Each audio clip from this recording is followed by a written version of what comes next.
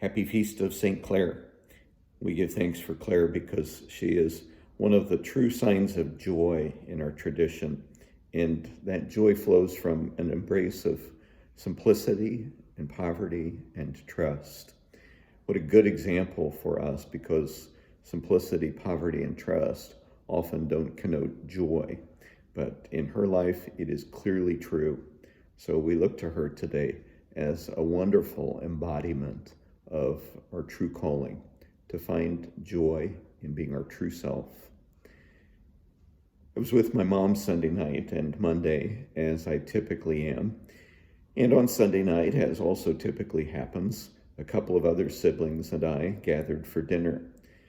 My mom usually fixes one of her classic meals for us, one of those that we've always loved since we were kids.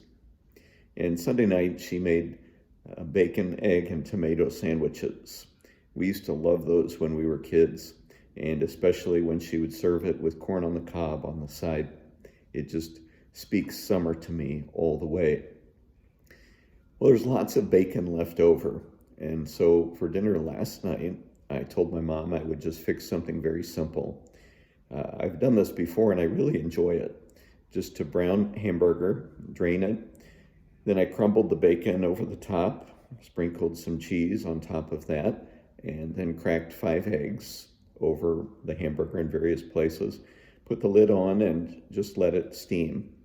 And it really creates a delicious casserole, simple as it is. I apologized to my mom before I served it, saying, this is awfully simple. It's nothing fancy or very exciting. And she said, it's always better when somebody else cooks. In the first reading from Ezekiel today, God tells the prophet to take the scroll and eat it. God says, "Eat what I set before you." There are many days that we don't want to eat what is set before us. Many days we push the plate away or tell the Lord, can I have something else? Can I see the menu? I'd like something besides this. A person like St. Clare really reminds us of the joy, the beauty, the power, and the peace that come with acceptance of what God offers us today. That willing and joyful embrace of poverty in her life is such good practice for learning to cooperate ever more fully with God. It really is the work of this journey of faith, to learn to cooperate, to learn to accept, and to embrace what God sets before us, because God knows us so well, and God is happy to give us what we need.